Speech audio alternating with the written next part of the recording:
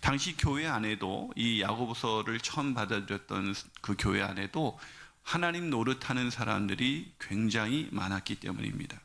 별로 안 놀라시는데 사실 우리가 하나님 노릇한다? 이건 뭐 굉장히 충격적인 이야기인데 그런 사람들이 정말 많았다는 거예요. 그래서 오늘 보면 11절 후반부에서 이렇게 말합니다. 내가 만일 율법을 판단하면 율법의 준행자가 아니요 재판관이다. 근데 재판관은 한 분이시니 하나님이다 라고 말씀하시는데 네가 지금 하나님 노릇하고 있다 라고 말씀하고 있는 것입니다. 사랑하는 여러분, 그래서 찰스 스윈돌은 야고보서 이 주석을 보면 우리는 너나 할 것 없이 어느 정도는 하나님을 대신하는 죄를 짓는다라고 우리에게 말을 하고 있습니다. 참 정중하게 말한 것이지 어느 정도가 아니라 너나 할 것 없이 우리는 하나님 노릇을 하면서 살아간다는 것입니다. 저는 이 본문이 처음에는 이해가 되지 않았는데 저도 가만히 묵상해 보니까 제가 교회에서나 가정에서나 어디에서나 사람을 만나면 하나님 노릇을 참 많이 하고 있구나라는 것을 정말 많이 깨닫게 되었습니다. 사랑하는 여러분, 도대체 하나님의 노릇을 우리가 어떻게 하고 있는 것일까요? 첫 번째로 우리는 이웃에게 하나님의 노릇을 합니다. 우리가 언제 이웃에게 하나님 노릇합니까? 아니, 이웃에게 하나님 노릇한다는 게 도대체 무슨 뜻일까요? 자, 오늘 본문 11절은 이렇게 소개하고 있습니다. 읽어볼까요? 시작. 형제들아 서로 비방하지 말라. 형제를 비방하는 자나 형제를 판단하는 자는 곧 율법을 비방하고 율법을 판단하는 것이라. 내가 만일 율법을 판단하면 율법의 준행자가 아니요 재판관이로다. 자, 야고보서 기자가 이 서신을 처음 받은 그리스도인들에게 율법의 준행자가 아닌 율법을 행하는 자가 아닌 율법의 재판관, 즉 하나님 노릇을 한다고 책망하고 있습니다. 왜요? 왜 무슨 근거로 그러죠? 너희가 형제를 비방하고 판단하기 때문이다라고 말하고 있습니다. 여러분, 우리가 형제를 비방하고 판단하는 일은 우리가 종종 하는 일 아닙니까? 그렇죠? 저 사람 왜 저래? 저 사람이 이런 문제가 있어 라고 우리는 수시로 이런 비방이나 판단을 하고 있습니다. 그런데 오늘 놀랍게도 성경에서는 그것이 바로 이웃을 향한 하나님 노릇이다라고 우리에게 말씀해주고 있습니다. 여러분, 이게 어떻게, 우리가 비방, 물론 그게 좋은 일은 아니지만, 그게 좋은 행동은 아니지만 그게 하나님 노릇이라고까지 말할 수가 있을까요? 그 근거가 12절입니다. 자, 12절 읽어봅니다. 시작. 입법자와 재판관은 오직 한 분이시니 능히 구원하기도 하시며 멸하기도 하시느니라. 너는 누구이기에 이웃을 판단해? 입법자와 재판관, 즉 판단하시는 분은 하나님 한 분이신데 너는 누구이기에 이웃을 판단하고 비방하느냐? 여러분, 우리가 교회에서도 일을 하다가 저 사람은 그건 틀려서 이렇게 저렇게 열심히 교회에서 사역하면서 실제적으로는 무슨 일을 해요? 우리가 하나님 노릇한다는 것입니다. 누구에게요? 이웃에게.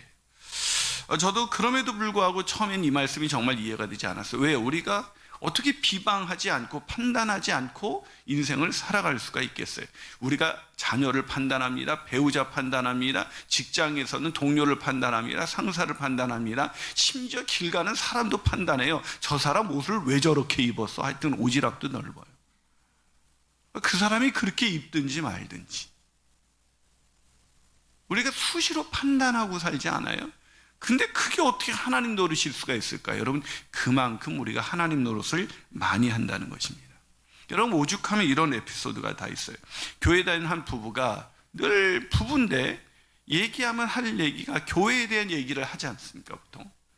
야, 교회 누가 훌륭하더라. 야, 참 우리 교회 참 좋은 교회야. 참 오늘도 말씀의 은혜를 받았어. 은혜 받은 그 말씀을 통해서 하나님이 나를 변화시켜. 이런 얘기를 하면 좋은데 늘 김 집사는 어떻고 이 집사는 어떻고 목사님은 또 왜 저래, 그날 패션은 왜 그런 거야, 이제 이러면서 여러 가지 얘기를 하는 거예요. 이 부부가 너무 얘기하면 교회에 대한 부정적인 얘기만 하니까, 비방을 하니까, 판단을 하니까 우리 이제 교회 얘기는 좀, 교회 비방하는 얘기는 좀 그만하자. 그리고 나서 이 부부가 대화가 없어졌대요. 이게 무슨 얘기입니까? 비방하고 판단하는 일이 아니면 우리가 말을 하지 않는 걸지도 몰라요. 다시 말해서 우리는 수시로 하나님 노릇을 하고 살고 있다는 것입니다. 여러분, 우리의 비방과 판단, 여러분 분별과 좀 구분을 해야 되는데요. 비방과 판단의 근거는 납니다. 내 경험, 내 지식, 그게 성경 지식이라죠. 내 모든 경험과 내 지식이에요. 분별은 뭐예요? 하나님이 주시는 지혜입니다. 분별하는 사람은 상대를 기분 나쁘게 하지 않아요. 판단하는 사람은 다른 사람을 정죄하죠. 여러분, 우리의 비방과 판단은 정확할 수가 없어요. 공평하지 않습니다. 정의롭지 않습니다. 다 알고 판단할 수, 전제하지 않아요. 인간의 기준과 경험이라는 것은, 지식이라는 것은 극히 제한적이기 때문에 내가 아무리 많은 것을 알고 내가 아무리 많은 경험을 했다 할지라도 우리가 누구에 대해서 비방하고 판단할 때 그것은 오류가 나기 쉽습니다. 제가 이건 정중하게 말씀드려요. 거의 잘못된 판단과 비방을 할 수밖에 없어요. 참 제 자신이 많이 깨달아야 할 말씀입니다. 우리가 이웃에게 판단하는 것, 비방하는 이 말이 나올 때마다 아차, 내가 지금 하나님 노릇하고 있구나 라고 깨닫는 저 여러분이 되시기를, 그래서 판단하지 않고 비방하지 않고 칭찬하고 사랑과 선행을 격려하는 저 여러분이 되시기를 주님의 이름으로 축복합니다. 두 번째로 우리가 어떻게 하나님의 역할을 하는 걸까요? 두 번째로 우리 자신에게 하나님의 노릇을 합니다. 우리 자신에게. 여러분, 하나님 노릇을 이웃에게 하는 것은 우리가 이제 들어보니 그럴 수 있구나 그러는데, 내 자신에게요? 뭐 이런 생각이 들 수가 있어요. 어떻게 하는 걸까요? 자, 오늘 보면 13절을 한번 읽어보겠습니다. 13절 여러분 한번 읽어주시겠습니까? 시작. 들으라, 너희 중에 말하기를 오늘이나 내일이나 우리가 어떤 도시에 가서 거기서 1년을 머물며 장사하여 이익을 보리라 하는 자들아. 아멘. 자, 갑자기 비방하지 말고 판단하지 말라, 그건 하나님 노릇하는 거다, 뭐 이런 구절 나오다가 갑자기 바뀌었어요. 그래서 서신서가 어려워요. 갑자기 다른 얘기가 나옵니다. 근데 왜 이 얘기를 갑자기 꺼냈을까요? 자, 이 사람이 오늘이나 어떤 도시에 가서 1년을 머물면서 장사해서 이익을 보리라 한 이 사람의 특징이 뭘까요? 자, 오늘이나 내일이라고 말을 했습니다. 여러분, 내일이 이 사람의 것이에요? 하나님의 것이에요? 자, 우리에게 내일이 내가 만들어갈 수 있는 내일이에요? 아니면 하나님이 주시는 내일이에요? 하나님 주시는 내일이죠. 근데 내일에 내가 어떻게 하리라 하는 것 자체가, 그것은 바로 하나님 노릇하는 것이다 라는 것이죠.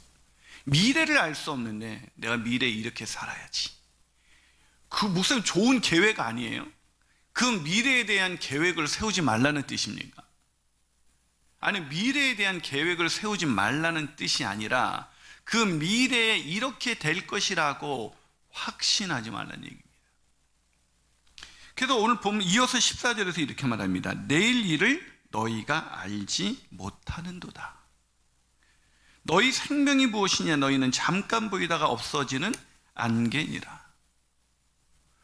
내일이 어떻게 될지 모르기에 우리가 그리스도인으로 살아갈 때 가장 중요한 것은 뭐냐면, 주님 봉사하지 마세요 그러면 제가 내일 할게, 내가 다음에 할게, 이게 바로 자기 자신에게 하나님 노릇하는 거예요.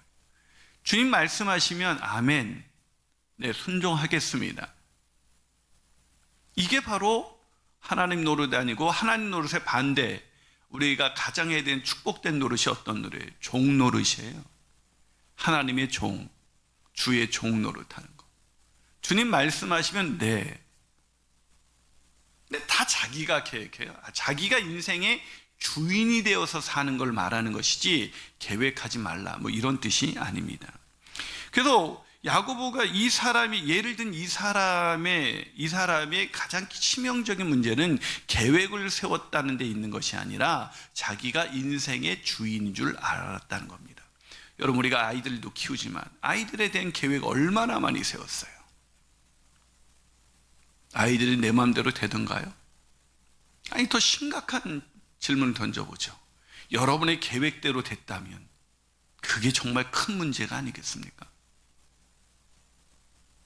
아까도 말했지만 우리가 완전해요? 우리가 정의롭습니까? 우리가 완전하지도 정의롭지도 않은 우리가, 공평하지도 않은 우리가 아이를 계획해서 너 이런 인생을 살아야 너 성공한 인생이야 하고 그 길로 밀어넣어서 애가 그 길을 걸어갔다 그래서 그것이 과연 정말 아이에게 축복이 되는가? 아니죠. 그냥 착각입니다. 여러분, 인간은 내일을 알 수가 없어요. 내일은 하나님의 것입니다. 그러게 우리는 살아가면서 매일매일 주님의 뜻을 구하면서 하나님이 날 인도하시는 대로 살아갈 뿐인 것이지, 오늘 우리가 주인이 되어서 살 때 그건 가장 어리석은 인생이에요. 누가복음 12장에 보면 어리석은 부자의 비유가 나오지 않습니까? 12장 16절에서 20절 보면 또 비유로 그들에게 말하 이르되 한 부자가 그 밭에 소출이 풍성함에 심중에 생각하여 이르되 내가 곡식 쌓아둘 곳이 없으니 어찌할까? 또 이르되 내가 이렇게 하리라. 곡간을 헐고 더 크게 짓고 모든 곡식과 물건을 거의 쌓아둘 것이다. 그리고 내가 내 영혼에게 이르되 영혼아, 열에 쓸 물건을 많이 쌓아두었으니 평안히 이제 쉬고 먹고 마시고 즐거워하자 하리라 하되, 하나님이 이르시되 어리석은 자여, 오늘 밤에 내 영혼을 도로 찾으리니 그러면 내 준비한 것이 누구의 것이 되겠느냐. 사랑하는 여러분, 착각하지 마세요. 우리는 주인이 아닙니다. 우린 인생의 주인이 아닙니다. 우리 인생의 주인은 하나님이십니다. 그러게 우리는 내일을 계획하지 말라는 것이 아니라 오늘 인생 속에서 늘 내 삶 속에서 하나님이 말씀하시면 아멘 하고 살아가는 것, 종노릇하면서 살아가는 것, 주님의 종으로 살아가는 것. 그래서 사도 바울은 늘 고백합니다. 그리스도 예수 안에서 종된 나 바울은 자신의 정체성을 정확하게 알고 있어요. 오늘도 여러분 하루를 계획할 때 하나님이 말씀하신 계획에 따라 살고 있습니까? 아니면 내가 원하는 대로 내 인생을 계획하고 내 시간을 계획하고 내 물질과 내 시간과 에너지와 그 모든 것들을 내 뜻대로 사용하고 있다면 그게 바로 자기 자신에게 하나님 노릇하고 살고 있는 것입니다. 사랑하는 여러분, 잠언서 16장 9절에서는 이렇게 말합니다. 사람이 마음으로 자기 길을 계획할지라도 그 걸음을 인도하시는 분은 여호와이시니라.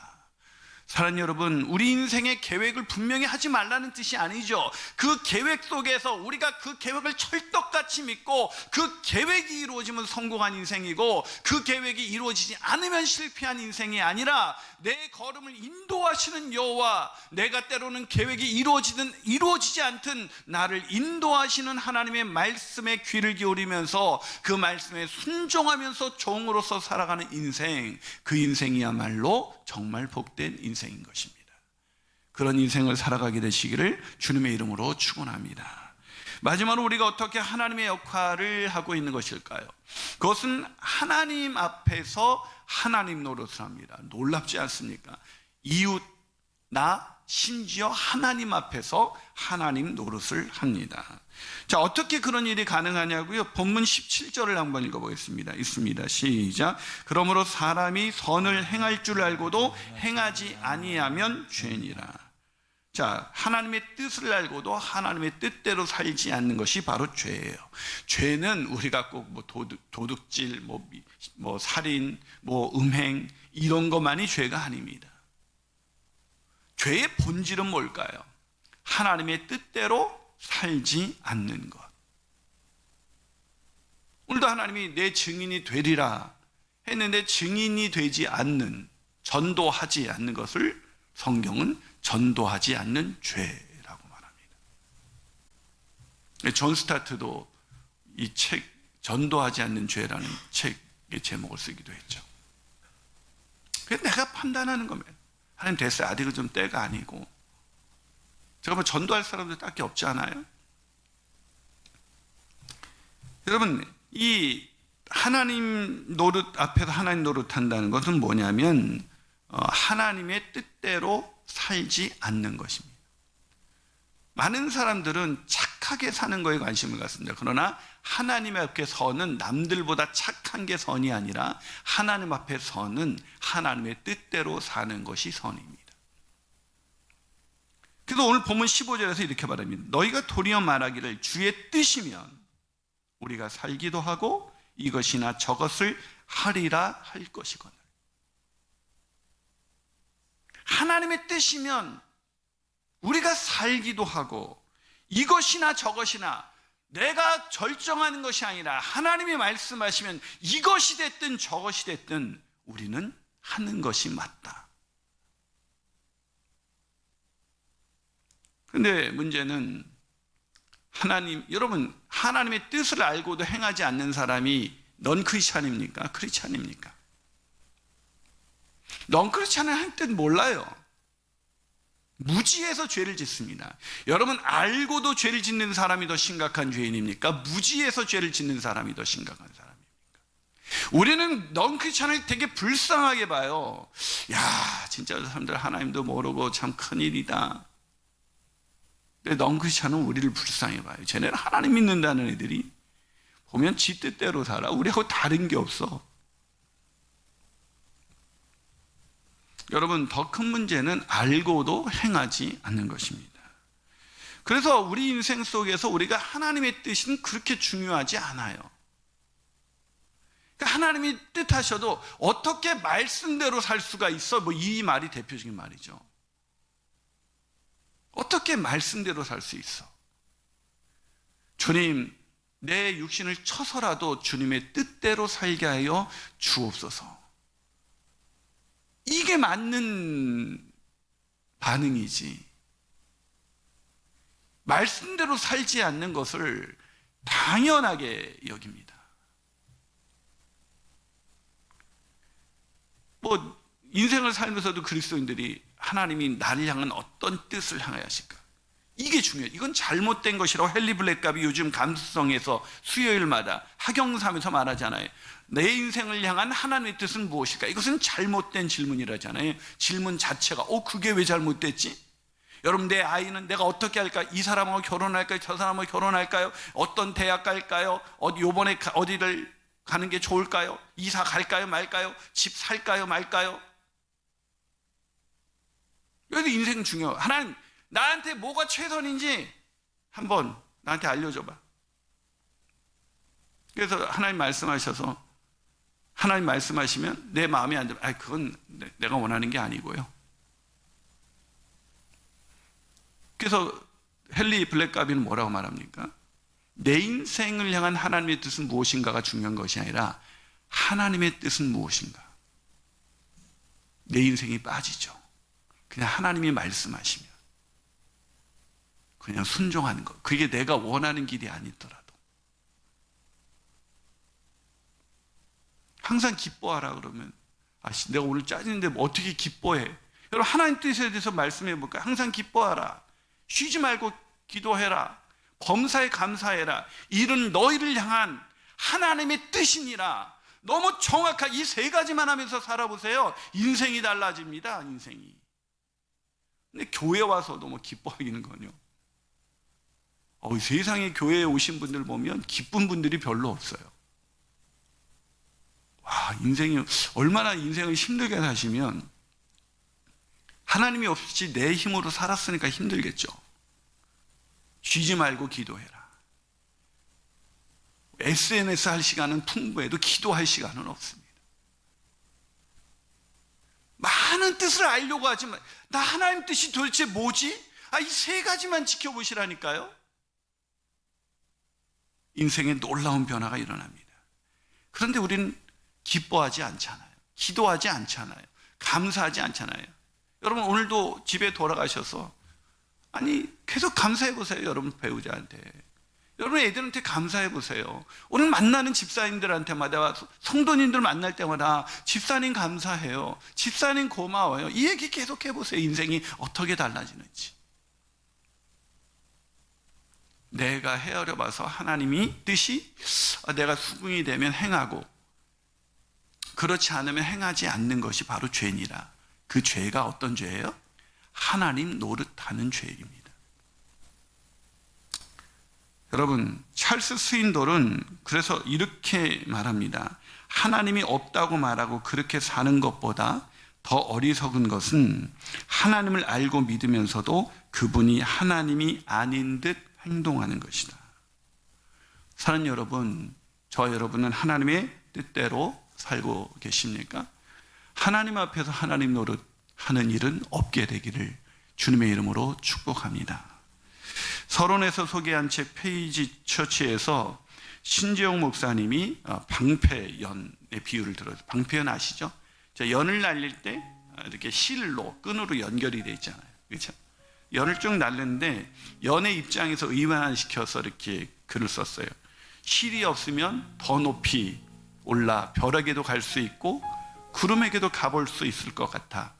이 방패연이 이 실을 스스로 끊습니다. 그 순간 바람이 휙 불어서 방패연이 드디어 자유를 얻어요. 끈에 매달려 있는 그 힘듦이 아니라 자유를 얻어서 더 높이 올라가는 것 같아요. 하지만 곧 어떻게 해요? 이렇게 돌면서 끈이 끊어지면 어떻게 연 날려보신지 알아시죠? 휙휙 돌면서 추락하고 말았죠. 이 비유를 들어주면서 이렇게 글을 써갑니다. 그제야 알게 됐다. 실 때문에 강한 바람을 이겼고 실 때문에 하늘을 날았다는 것을. 이 말씀만 안 지키면 더 자유할 것 같아서, 이 예배 안 드리면 시간이 더 생길 것 같아서, 순종하는 건 구속받는 것 같아서, 사랑하고 용서하는 것에 묶이기 싫어서, 죄와 불순종과 의심의 칼로 하나님과 연결된 실을 끊을 때가 있다. 하나님 말씀 안에 갇히는 것, 하나님 은혜 안에 머무는 것, 하나님 사랑 안에 구속되는 것이 가장 자유하다. 하나님께 붙들려 있을 때 삶의 강한 바람을 버티고 더 높이 날아오를 수 있다. 가만히 안 놔주셔서, 가만히 안 둬주셔서, 진득하게 기다려 주셔서, 진득하고 질척여 주셔서 얼마나 큰 은혜인지 모른다. 하나님께 매임이 그 어떤 노임보다도 자유한 것이다. 사랑하는 여러분, 믿음의 사람은 자신이 하나님 노릇할 때가 아닌 하나님의 종, 하나님이 원하시는 대로 하나님께 연결되어서 하나님이 원하시는 대로 살아가는 종 노릇하는 삶, 이 삶이야말로 가장 안전하고 가장 자유하고 가장 가치 있고 가장 기쁘고 가장 행복한 인생인 것입니다. 그런 인생 살아가게 되시기를 주님의 이름으로 축원합니다.